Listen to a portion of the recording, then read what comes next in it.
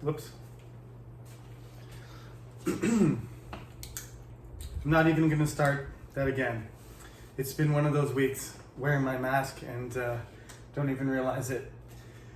Hello, Composition 3. It is Friday of midterm week. I hope that your midterms are over, but if you're not, like me, then you're hoping Monday will come and go as fast as possible. There were a lot of things that happened this week. Nothing bad from this class, so or good really. So I thank you for that. You all know that there's some homework and an outline coming up that's due. So please make sure you hand in your homework. And today I really want to focus on. We'll see how much time there is in this lecture, but just like all of you, I am sort of running on empty, about to burn out after the experience of, I'm also a student. In fact, I mentioned to some of you already, I'm a PhD student, and I have an inside source in my Composition 3 class and some other classes too, and they inform me that they don't mind if the professors take it easy on them in lecture during midterms. That's the general consensus. That's the vibe I get. And me being a student as well, I can appreciate it. So we won't take it, we'll take it easy today, but I would like to schedule a Zoom lecture with you finally. So that would be next week.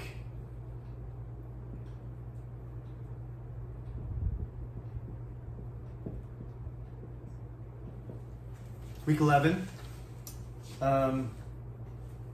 What exact day is that? That's November 5th. Oh, good.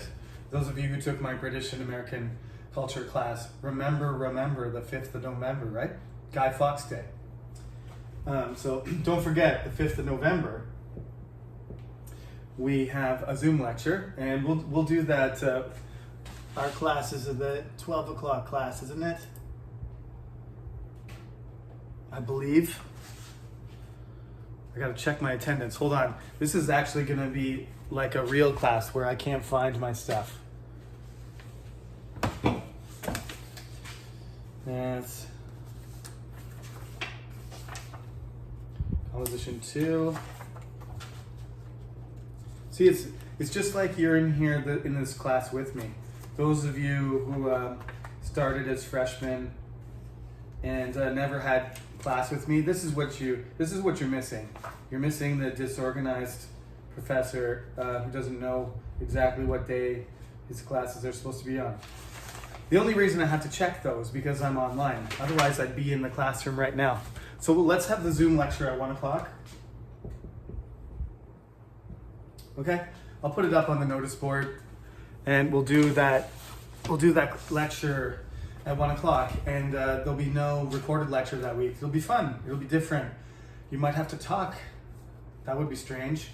But we can at least see each other digitally once before you come to the exam, which should be in person. So we will talk about the essay, the final paper, and we'll talk about the homework and some things about exams, any concerns you have, questions, whatever. We'll go over all that stuff, but certainly the essay outline is due next week, so you have to hand it in that day. But I'm going to discuss it, so you're prepared to write it. But then we'll have to talk about how you're going to transform the essay outline into an essay, because I'm going to look at them, grade them, and return them to you. So what is a good essay outline? For this class, the essay outline has to be complete. That's the first thing. So there's different sections in it, but not all those sections are created equal. The sections are there so that you can organize yourself. Because one of the things that happens naturally when you start writing is, you might have a good idea, but you're not really sure how you should proceed to develop that idea and communicate that idea to another person. You might even have a good idea of how you think it works in your head, but once you put it down on paper, that process clarifies your ideas. And it's not really until somebody else reads it, or at least until you write it, that you realize that the idea has some problems with it, right? That's sometimes it's good to discuss. Sometimes it's good to, think of an idea and then try and express it by speaking and talking to somebody else, right? And then see what they think when you say it, and then they comment back, and then you develop your idea like that, and then you write. All of these things are useful.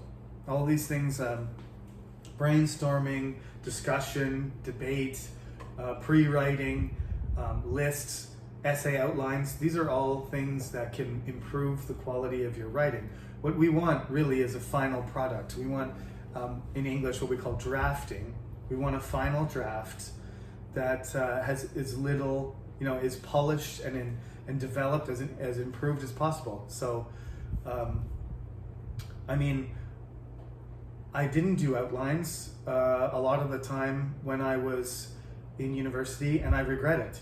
This is one of the reasons I'm teaching this, because it was only really recommended whenever I did it, and that we were never, as far as I can remember, maybe in high school, but certainly not by the time I got to university. It was up to you to approach the essay how you wanted.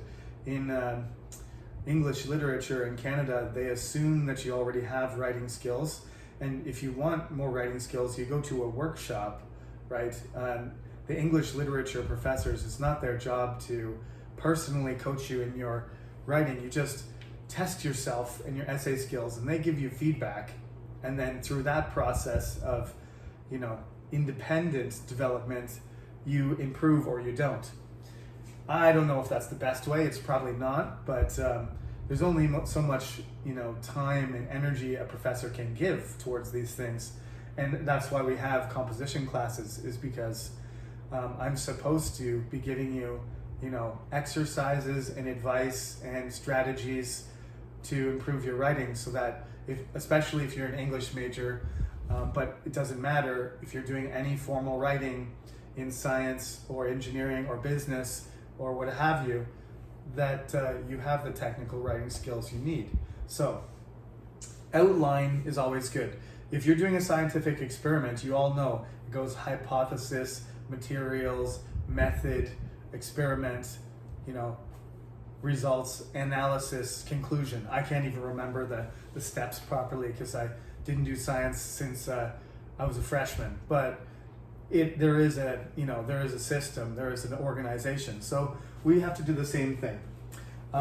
So we're going to talk about the introduction mainly today, and that's why I call it outlines and intro, because the thing that's going to be the most difficult continues to be the part of the introduction called the thesis. So we've already talked about that quite a bit, and that's why part A of the assignment is please write a thesis. Take the topic, turn it into a thesis. Make your own thesis about this topic. That's part A. That's what it is. And the second part is to put together, the framework, the skeleton of your writing. So the first part of it is going to be, you're going to have a title.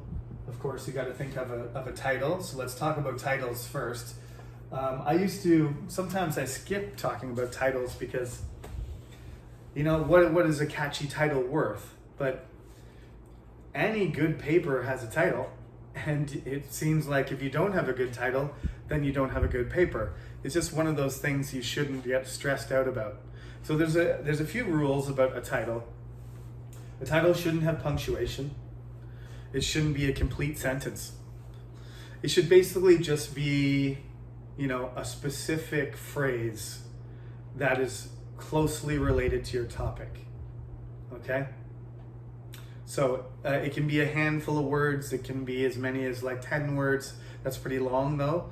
But you don't want to just say, for example, if you're talking about climate change, you don't want to just say the Amazon rainforest. That's still too general. You're going to have to say something like the Amazon rainforest, the lungs of the earth.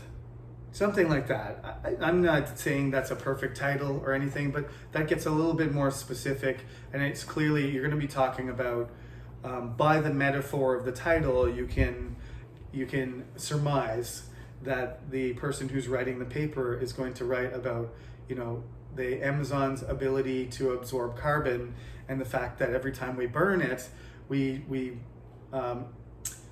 reduce the planet's capacity to produce clean air, therefore lungs of the earth, right? So if you're going to talk about air pollution and the Amazon's effect on its, the worsening of our air quality, then that might be a good title. That's an example, okay? This was my example. The Amazon rainforest.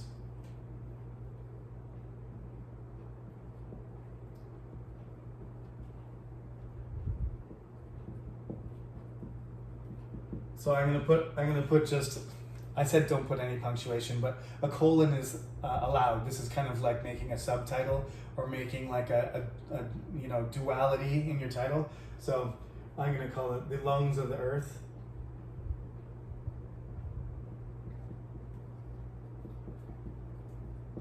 So notice, the beginning letters are capitalized except if they're prepositions, pronouns, or articles.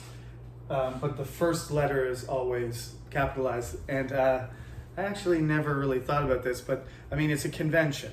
Anyway, it's a convention. You got to follow these because it looks stupid otherwise. That's all. When books were handwritten hundreds and hundreds of years ago, they used to have a gigantic first letter, right? So for example, if you're looking at a prayer book or something and the first letter was God, the G would be like this, right? It'd be an enormous G, or it would be something like this, and it would be gold inlaid. It would be gold inlaid, and it would be fancier. And that's back when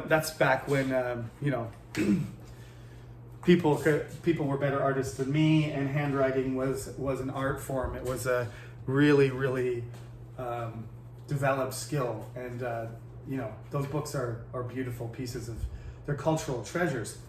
Anyway, so you need your capital letters. You need to make a phrase. It needs to be specifically related to the topic, and it shouldn't be a sentence. And there you go. You got your title. Moving on. For the rest of the outline, to the next part of the outline, you're going to write an introduction.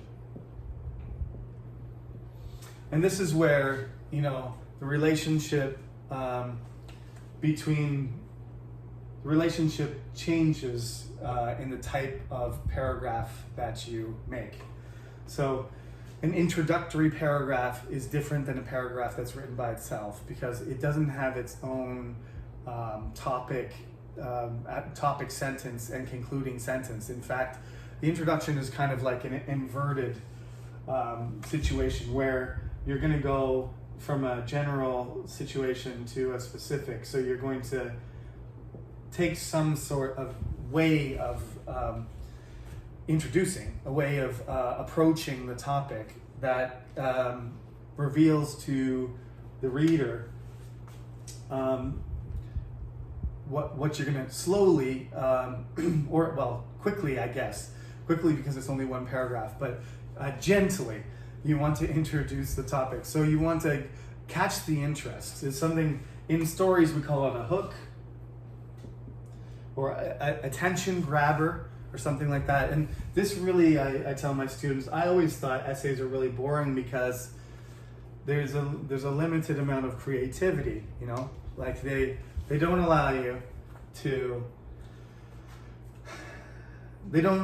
express things that aren't concrete and narrowly focused on your argument. You can't tell a story. You can't develop characters. You can't create complicated, mysterious things or curious things. You shouldn't normally use things like sarcasm or irony or allegory. The more metaphorical your writing gets, the more it becomes poetry. And everybody knows, like, poetry is really I love poetry, by the way. It's my favorite type of language, but poetry requires a very close engagement of an understanding of something in order to interpret it in a way communicate something effectively. Often the problem is with poetry that everybody sees something different. And that's not really what you want in an essay. You want everybody to see the same thing. So if your essay becomes too poetic, too metaphorical, then everybody's going to think you're saying something different, and then your essay isn't an essay because it's not functioning properly. It's a dysfunctional essay you turned into a storybook, or a creative piece of writing, poem perhaps. So what you want to do though is you can here at the beginning introduce with an anecdote, right?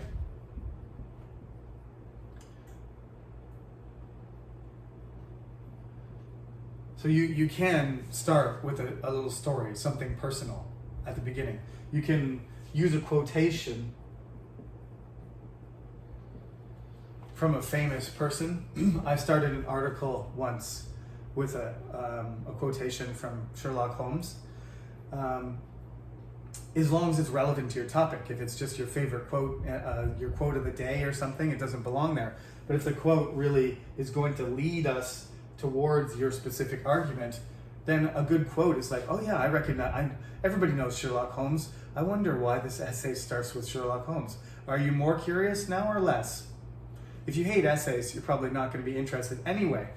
If you are interested in reading an essay and then the first part of it makes you feel something, like for example, curiosity, if it makes you feel curious, then maybe you're going to be even more interested and pay attention even more closely.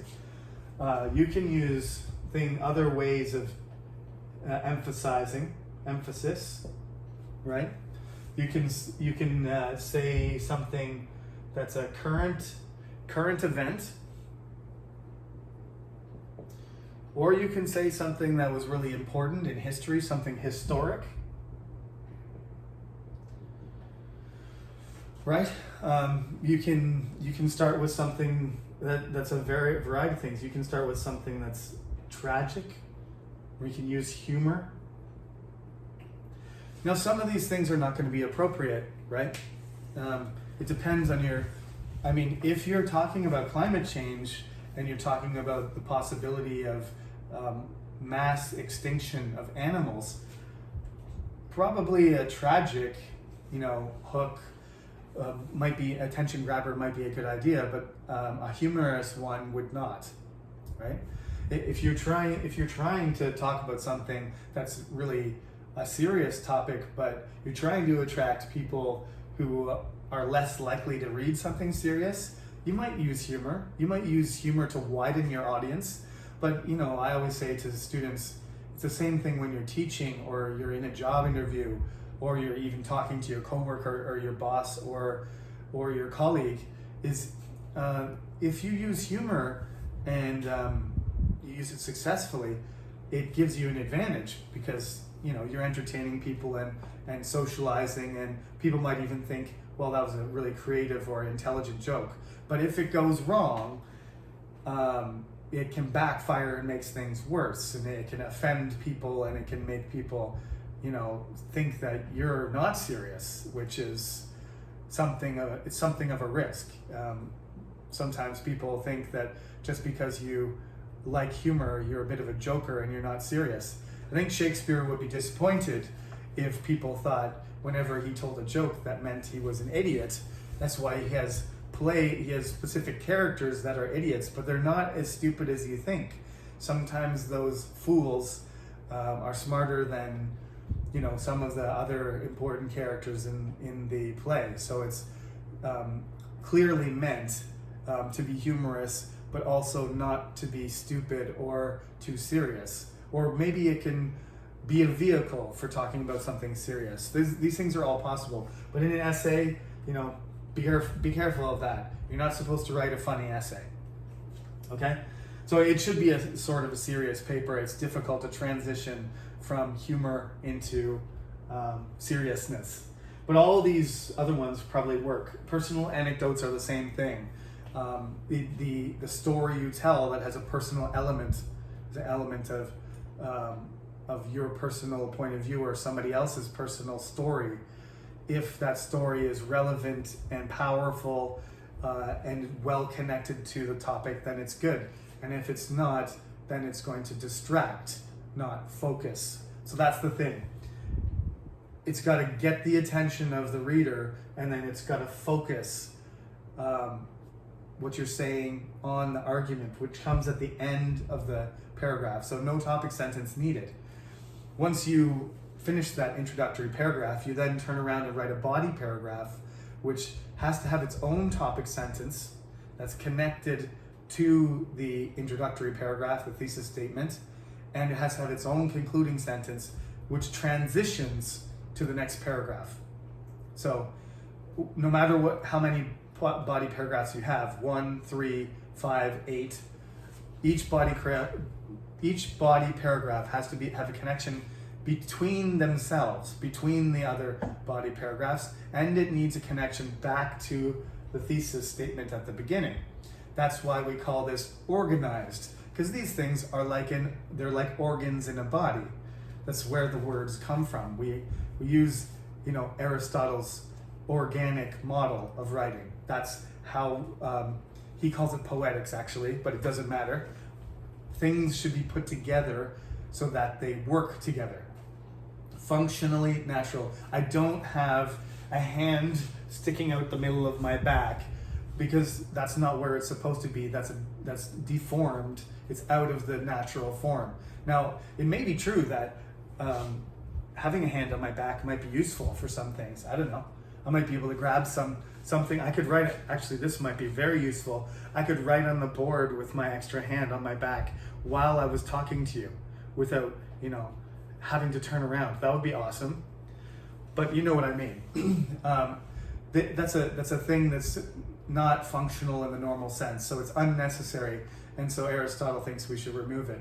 That's one of the things that why we teach it this way. But at a certain point, there is room for different body parts and different shapes. You can write with different styles, but we are trying here to just get the form and comfort we need to make an effective essay. That's all we're focusing on.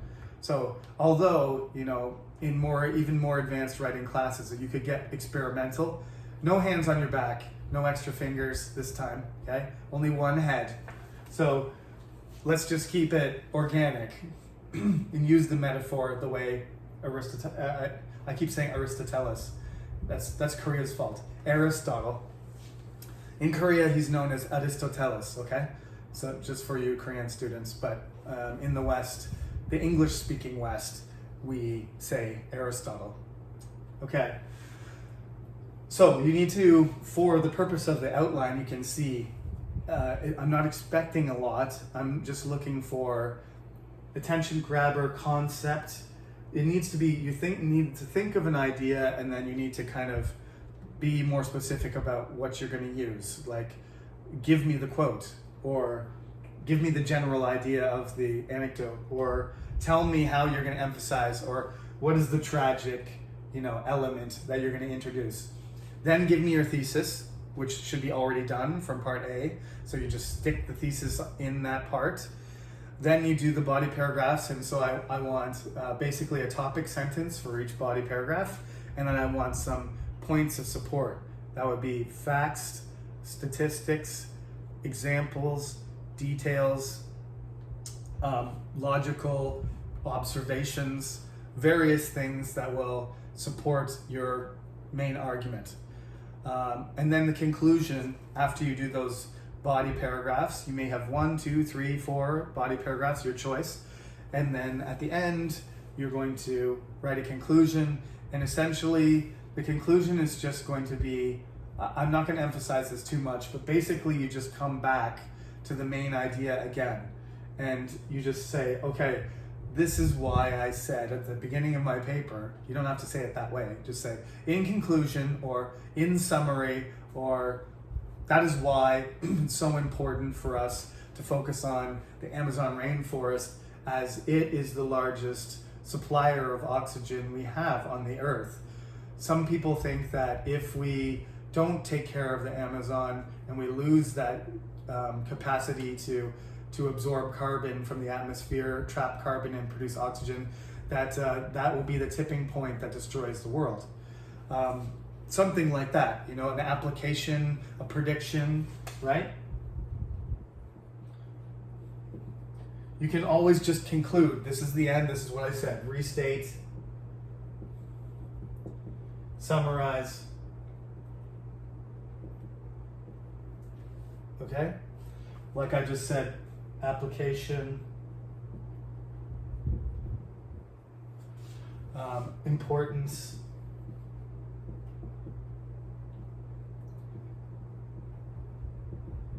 make a prediction like I just did, and this would be the tipping point, which will damage our Earth permanently. That's the kind of thing that's the kind of perspective you can use when you're doing your conclusion, okay? So that's it. Please hand in your homework for today, and I'll post the Zoom link. So we'll have no recorded lecture. We'll have the Zoom link in Zoom lecture instead. At 1 p.m. on November 5th, next Friday. That'll be nice to talk to you in real time. So that is all for today. I think that's a neat little description of what you have to do. So again, like I said, this is a graded thing, so make sure you complete it and do a good job, make a good effort, okay? Otherwise, you know, you won't be prepared to write your paper, of course.